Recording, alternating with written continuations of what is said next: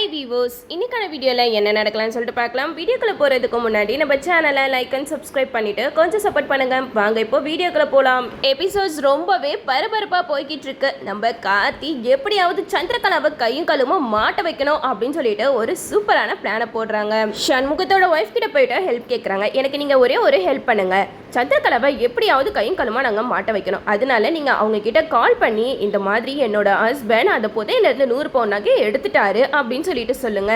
அவங்களும் கண்டிப்பாக அதை தேடி இங்கே வருவாங்க. அப்போ நான் அதை வீடியோ எடுத்து அந்த ஆதாரத்தை எங்கள் அத்தை கிட்ட காட்டணும் அப்படிங்கிற மாதிரி சொல்லும்போது சண்முகத்தோட ஒய்ஃபும் கண்டிப்பாக நான் உங்களுக்கு உதவி பண்ணுறேன் அப்படிங்கிற மாதிரி சொல்கிறாங்க. அது மாதிரியே சந்திரகலாவுக்கு ஃபோன் போட்டு சொல்கிறாங்க, இந்த மாதிரி 100 பவுன் நகை இருக்கு அப்படிங்கிற மாதிரி சொன்னோன்னே நம்ம சந்திரகலா ஓடி வராங்க. ஓடி வந்து அந்த 100 பவுன் நகையை கொடு அப்படின்னு சொல்லிட்டு அந்த நகையை வாங்கிட்டு அந்த சண்முகத்தோட ஒய்ஃப் கிட்ட சொல்கிறாங்க, என்ன தைரியம் உன்னோட புருஷனுக்கு, அவன்கிட்ட வேலையை கொடுத்தா வேலையை செய்யாமல் திருடுறானாவன் அப்படின்னு சொல்லிட்டு சந்திரா வந்து அந்த நகையெல்லாம் பார்க்குற மாதிரி இருக்கு. அப்படியே நம்ம கார்த்தியும் வீடியோ எடுத்துடுறாங்க. நம்ம சந்திரகலா அங்கேருந்து போயிட்டோமே நம்ம கார்த்தி சண்முகத்தோட ஒய்ஃப் கிட்ட உங்களுக்கு ரொம்பவே நன்றி, என்னைய எவ்வளோ பெரிய சிக்கல் இருந்து காப்பாற்றிருக்கீங்க அப்படின்னு சொல்லிட்டு அங்கேருந்து கிளம்பி போயிடுறாங்க. இந்த சைடு நம்ம ரேவதியை தான் காட்டுறாங்க. ரேவதி கார்த்தி உண்மையை நிரூபிக்கிற வரைக்கும் வீட்டுக்குள்ளே வரமாட்டேன் அப்படின்னு சொல்லிட்டு சபதம் எடுத்திருப்பாங்க இல்லையா, அதனால வெளியில உட்காந்துருப்பாங்க. ராஜராஜன், மயில்வாகனம், ரோகிணி எல்லாருமே வந்து ரேவதியை வீட்டுக்குள்ளே கூப்பிடுவாங்க. ஏமா ரோகிணி பணியில் போயிட்டு வெளியில் உட்காந்துருக்க, வா வீட்டுக்குள்ளே வந்து உட்காரு அப்படிங்கிற மாதிரி கூப்பிடும்போது ரேவதி சொல்கிறாங்க, எப்படிப்பா நான் வீட்டுக்குள்ளே வர முடியும், நான் தான் சபதம் போட்டிருக்கேன்ல, அவர் உண்மையை கண்டுபிடிக்கிற வரைக்கும் என் பல்லில் பச்சை தண்ணி கூட படாது, நான் இங்கே தான் இருப்பேன் அப்படிங்கிற மாதிரி சொல்ல. இது கேட்ட மயில்வாகனம் சொல்கிறாங்க, என்ன ரேவதி நீ இவ்வளோ அடம் பிடிச்சிக்கிட்டு இருக்க, பனியில் இருந்தால் உன் உடம்புக்கு ஆகாதில்ல அப்படிங்கிற மாதிரி சொல்லும் போது ரேவதி சொல்கிறாங்க, அதெல்லாம் இல்லை, கண்டிப்பாக அவர் உண்மையை கண்டுபிடிச்சிருவாரு, எனக்கு நம்பிக்கை இருக்கா அப்படிங்கிற மாதிரி சொல்லிக்கிட்டு இருக்காங்க.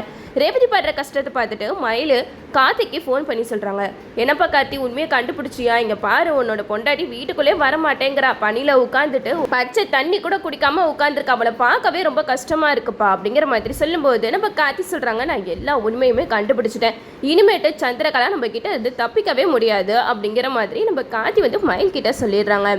இந்த சைடு நம்ம கார்த்தி வந்து வந்துடுறாங்க. அப்போது சந்திரா, சாமுண்டேஸ்வரி எல்லாருமே வராங்க.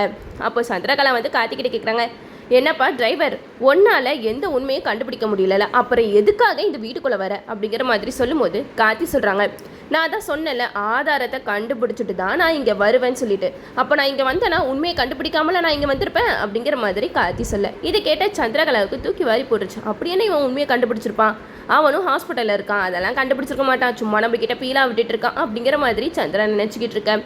இந்த சைடு நம்ம கார்த்தி வந்து சாமுண்டேஸ்வரி கிட்ட சொல்கிறாங்க, இங்கே பாருங்க அத்தை, நான் உண்மையை கண்டுபிடிச்சிட்டேன், ஆனால் அந்த உண்மையை உங்ககிட்ட சொன்னால் நீங்கள் அதை தாங்குவீங்களா இல்லையான்னு தான் எனக்கு தெரியல அப்படிங்கிற மாதிரி சொல்லும்போது சாமுண்டேஸ்வரி சொல்கிறாங்க, இங்கே பாரு சும்மா கதை விட்டுட்டு இருக்காம சீக்கிரமாக யார் இதுக்கு பின்னாடி இருக்கான்ற உண்மையை எனக்கு சொல்லு, அப்போ தான் நான் உன்னைய நம்ப முடியும் அப்படிங்கிற மாதிரி சொல்லும்போது நம்ம கார்த்தி சொல்கிறாங்க, வேற யார், உங்கள் பக்கத்தில் இருக்காங்களோ உங்கள் தங்கச்சி, அவங்க தான் இது எல்லாத்துக்குமே காரணம், அவங்க தான் இந்த நகையை திருடுறதுக்கு உதவியும் பண்ணியிருக்காங்க அப்படிங்கிற மாதிரி சந்திராவை தான் நம்ம கார்த்தி போட்டு விடுறாங்க.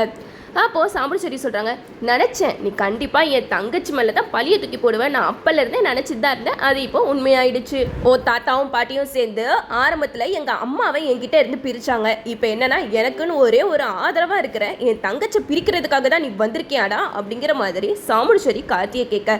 இதை கேட்ட சந்திரா சொல்கிறாங்க, பாருக்கா உன்னைய நீ பிரிக்கிறதுக்கு இந்த வீட்டில் எப்படியெல்லாம் பிளான் நடக்குதுன்னு சொல்லிட்டு, இந்த விஷயத்தில் எனக்கு எந்த சம்மந்தமும் கிடையாது, ஆனால் இவன் எதை சொல்லி என்னைய மாட்டி விட பார்க்குறான் அப்படிங்கிற மாதிரி சந்திரா சொல்ல. இதை கேட்ட கார்த்தி சொல்கிறாங்க, இங்கே பாருங்க சின்னத்தை, ஓவராக ஆக்டிங் பண்ணாதீங்க, நான் ஆதாரத்தோட தான் வந்திருக்கேன் அப்படிங்கிற மாதிரி சொல்ல. இதை கேட்ட சாமுண்டேஸ்வரி சொல்கிறாங்க, இங்கே பாரு என் தங்கச்சை பற்றி தேவையில்லாத பொய்யெல்லாம் சொல்லிக்கிட்டு இருக்காத, அதை நம்புறதுக்கு நான் ஆள் கிடையாது, என் தங்கச்சை பற்றி எனக்கு தெரியும் அப்படிங்கிற மாதிரி சொல்லும்போது சந்திரா சொல்கிறாங்க, இங்கே பாருக்கா அம்மா இறந்ததுக்கு அப்புறம் நான் உன் கூட தானே இருக்கேன், என் புருஷனே வேணாம்னு சொல்லிட்டு அந்த வாழ்க்கையை தூக்கி போட்டுட்டு நீயே எனக்கு போதும் அப்படின்னு சொல்லிட்டு உன்கிட்டே தானே இருக்கேன், அப்படி இருக்கும்போது நான் எப்படிக்கா உனக்கு போய் துரோகம் செய்வேன் அப்படிங்கிற மாதிரி சந்திரா ரொம்பவே உருக்கமாக நம்ம சாமுண்டேஸ்வரி கிட்ட பேசிக்கிட்டு இருக்காங்க. கார்த்தி சிரிக்கிறாங்க, இங்கே பாருங்க சின்னத்தை, உங்களை உங்கள் அக்கா கிட்ட இருந்து பிரிக்கணும்னு எனக்கு எண்ணமே கிடையாது, ஆனால் என்ன பண்ணுறது, நீங்கள் தான் சிவனாண்டி கூட சேர்ந்துட்டு இந்த குடும்பத்தை எப்படி கெடுக்கிறது அப்படின்னு சொல்லிட்டு எல்லா பிளானுமே போட்டுட்ருக்கீங்களே, இதுக்கு மேலே உங்களை விட்டால் வேலைக்கே ஆகாது, கண்டிப்பாக எங்கள் அத்தையோட உயிருக்கே ஆபத்தாக முடியும், அதனால தான் நான் உண்மையை கண்டுபிடிச்சிட்டு வந்திருக்கேன் அப்படிங்கிற மாதிரி நம்ம கார்த்தி சொல்லிக்கிட்டு இருக்கும்போது சாமுண்டேஸ்வரி சொல்கிறாங்க, இங்கே பாரு நீ சும்மா உண்மையை கண்டுபிடிச்சிட்டு வந்திருக்கேன்னு சொல்கிறியே தவிர நீ என்ன அந்த ஆதாரத்தை காட்டவா செய்கிற, ஆதாரம் இருந்தால் தானே காட்டுவ அப்படிங்கிற மாதிரி ரொம்ப நக்கலாக பேசுகிறாங்க. நம்ம கார்த்தியும் அந்த ஆதாரத்தை எடுத்து காட்டுறாங்க. அதில் சாமுண்டீஸ்வரி சந்திராவை பார்த்து பயங்கரமாக ஷாக்கிங் ஆகிட்டாங்க. ஏன்னா அதில் நம்ம சண்முக பண்ணியிருக்காங்களே அவங்களோட ஒய்ஃப் கிட்ட நம்ம சந்திரா அந்த புதையில கொடுத்த நகை எல்லாத்தையுமே வாங்குறதும், அது மட்டும் இல்லாமல் சந்திரா வந்து அந்த சண்முக பாண்டி ஒய்ஃப் கிட்ட உங்களுக்குலாம் கொஞ்சம் கூட அறிவே இல்லையா, உங்களை இந்த புதையில மறைச்சி வைக்க சொன்னால் திருடுவீங்களா அப்படிங்கிற மாதிரி பேசுறது எல்லாமே இருக்காடா இருக்குது. நம்ம கார்த்தி அதை சாமுண்டீஸ்வரி கிட்ட காட்டும்போது நம்ம சாமுண்டீஸ்வரி அப்படியே வாய் அடைச்சி போயிடுறாங்க. சந்திராக்கு என்ன பண்ணுறதுனே தெரியல. என்னடா இவன் நம்மளை இப்படி போட்டு விட்டுட்டானே, இனிமேட்டு நம்மளால தப்பிக்கவே முடியாது போச்சு. அக்காவுக்கு எல்லா உண்மையே தெரிஞ்சிச்சு. இதுக்கு பின்னாடி இந்த பையன் கார்த்தி தான் இருக்கான் அப்படின்னு சொல்லிட்டு இந்த வீட்டை விட்டு துரத்தனா சொல்லிட்டு நம்மளும் எவ்வளோ பிளான் பண்ணோம். கடைசி நேரத்தில் இவன் ஒரு பிளானை போட்டு நம்மளை கவுத்திட்டானே அப்படின்னு சொல்லிட்டு சந்திரா பயங்கரமாக பயத்தில் இருக்க. இந்த சைடு கார்த்தி சொல்கிறாங்க, இதுக்கு மேலேயும் நீங்கள் நம்பலனா எங்களால் என்ன அத்தை பண்ண முடியும்? நாங்கள் தான் ஆரம்பத்துலேருந்தே சொல்லிக்கிட்டு இருக்கோம்ல, அவங்க பண்ணுற எதுவுமே சரி கிடையாது. அவங்க உங்கள் கூட இருந்துகிட்டே உங்களுக்கு துரோகம் தான் செஞ்சுக்கிட்டு இருக்காங்க. கண்டிப்பாக ஒரு நாள் இல்லை ஒரு நாள் அவங்கள கையும் காலமாக மாட்டி விடணும்னு நான் நினச்சிட்டே இருந்தேன். ஆனால் அதுக்கான நேரம் இவ்வளோ சீக்கிரம் வரும்னு நான் கொஞ்சம் கூட எதிர்பார்க்கவே இல்லை அப்படின்னு சொல்லிட்டு கார்த்தி வந்து சொல்லிக்கிட்டு இருக்கேன். இந்த சைடு நம்ம ரேவதி சொல்கிறாங்க, இப்போயாவது புரிஞ்சுக்குமா, என் புருஷனை நீ எவ்வளோ மரியாதை குறைவாக நடத்திருக்க. ஆனால் இதுக்கு பின்னாடி எல்லாத்துக்குமே சித்தி தான் இருக்காங்க. இதை நான் உங்களுக்கு ஆரம்பத்துலேருந்தே சொல்லிக்கிட்டு இருக்கேன். ஆனால் நீ தான் சித்தி மேலே ரொம்பவே நம்பிக்கை வச்சுட்டு இருந்தேன். இப்போயாவது தெரிஞ்சுக்கோ, சித்தி நம்ம குடும்பத்துக்கு நல்லது நினைக்கிறவங்க கிடையவே கிடையாது. நம்ம குடும்பத்தை எப்படிடா சிவனாண்டி கூட சேர்ந்து அழிக்கிறது அப்படின்னு சொல்லிட்டு தான் அவங்க இவ்வளோ நாளாக காத்துட்டு இருந்தாங்க அப்படிங்கிற மாதிரி நம்ம ரேவதி வந்து சாமுண்டீஸ்வரி கிட்ட சொல்லிக்கிட்டு இருக்காங்க. இதெல்லாம் கேட்டுட்டு சந்திரா வந்து போச்சு நம்ம மாட்டிக்கிறோம், இனிமேட்டு நம்ம தப்பிக்க முடியாது அப்படின்னு சொல்லிட்டு சாமுண்டீஸ்வரியோட காலில் டப்புக்குன்னு விழுந்துறாங்க. என்னைய மன்னிச்சிருக்கா, இதை நான் தான் பண்ணேன், நான் உண்மையை ஒத்துக்கிறேன்.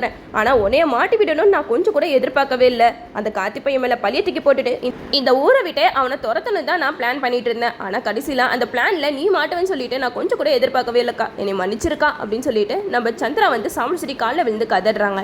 ஆனால் நம்ம சாமுண்டீஸ்வரி கொஞ்சம் கூட சந்திராவை மன்னிக்கிறதாவே இல்லை. என்ன காரியம் பண்ணியிருக்க சந்திரா, எல்லாமே பண்ணிட்டு இப்போ என்னன்னா ஒன்றும் தெரியாத மாதிரி நடிச்சிட்டு இருக்கியா அப்படிங்கிற மாதிரி சொல்ல. இது கேட்ட சந்திரா சொல்கிறாங்க, அக்கா கொஞ்சமாவது என்னை புரிஞ்சுக்கோ, நான் உன்னைய மாட்டி விடணுன்ற எண்ணத்தில் இப்படியெல்லாம் பண்ணலை, அந்த காத்து பையன் மேலே இருக்கிற கோவத்தில் தான் இப்படியெல்லாம் பண்ணேன் அப்படிங்கிற மாதிரி சொல்லும்போது சாமுண்டீஸ்வரி சொல்கிறாங்க, சி நிறுத்து, உனக்கு கொஞ்சம் கூட அறிவில்லை, இதில் நான் சம்மந்தப்பட்டிருக்கேன்னு உனக்கு நல்லா தெரிஞ்சோம் நீ இந்த மாதிரி வேலையை பண்ணியிருக்கேன்னா அப்புறம் என்ன அர்த்தம்? என்னைய பழி வாங்கணும்னு இவ்வளோ நாளாக உன் மனசில் நினச்சிக்கிட்டு இருக்கியா? அப்போ இவ்வளோ நாளாக இவங்களாம் உன்னை பற்றி சொன்ன எல்லாமே உண்மைதானா அப்படின்னு சொல்லிட்டு நம்ம சந்திராவை சாமுண்டீஸ்வரி வெளுத்து வாங்குறாங்கன்னு சொல்லலாம். அப்போ தான் நம்ம ரேவதி சொல்கிறாங்க, இப்போயாவது உனக்கு உண்மை புரிஞ்சிச்சு, இல்லைன்னு வச்சுக்க அவளை தான், இதுக்கும் என் புருஷன் தான் காரணம் அப்படின்னு சொல்லிட்டு அவரை என்னென்னலாம் பண்ணியிருப்பீங்களோ என்னால் யோசிக்க கூட முடியல. நல்ல வேலையாக கடைசி நேரத்தில் உன்னோட உயிரை மட்டும் இல்லை உன்னோட மானத்தையே காப்பாற்றிருக்காரு என் புருஷன், அப்படிப்பட்டவரை வீட்டை விட்டு துரத்தணும்னு நினச்சிருக்க அப்படின்னு சொல்லிட்டு ரேவதி வந்து சாமுண்டீஸ்வரி கிட்ட கேட்க.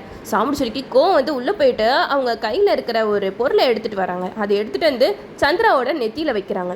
இது எல்லாமே பார்க்கும்போது விறுவிறுப்பாக தான் போய்கிட்டு இருக்கு. ஆனால் ஒருவேளை இது கனவாக இருக்குமோ அப்படின்னு சொல்லிட்டு நம்மளுக்கு ஒரு டவுட் இருக்குது. ஏன்னா இவ்வளோ சீக்கிரம் வந்து சந்திரா மாட்டுறது இம்பாசிபிள் தான். ஆனால் டேரக்டர் வந்து ஒரு வேளை இனிமேட்டு சந்திராவோட கேரக்டரை மூடி மறைச்சா ஃபேன்ஸ் எல்லாம் கடுப்பாயிருவாங்க அப்படின்னு சொல்லிட்டு இப்படி ஒரு சீனை கொண்டு வந்திருக்காரான்னு தெரியல. ஆனால் கண்டிப்பாக நம்ம கார்த்தி வந்து இந்த தடவை நம்ம சந்திரா தான் இது எல்லாத்துக்குமே காரணம் அப்படிங்கிறத நிரூபிச்சிருவாரு. நம்மளும் வெயிட் பண்ணி பார்ப்போம். ஓகே வீவர்ஸ், இந்த வீடியோ உங்களுக்கு பிடிச்சிருந்தா லைக் பண்ணுங்கள், மறக்காமல் நம்ம சேனலை சப்ஸ்கிரைப் பண்ணிடுங்க.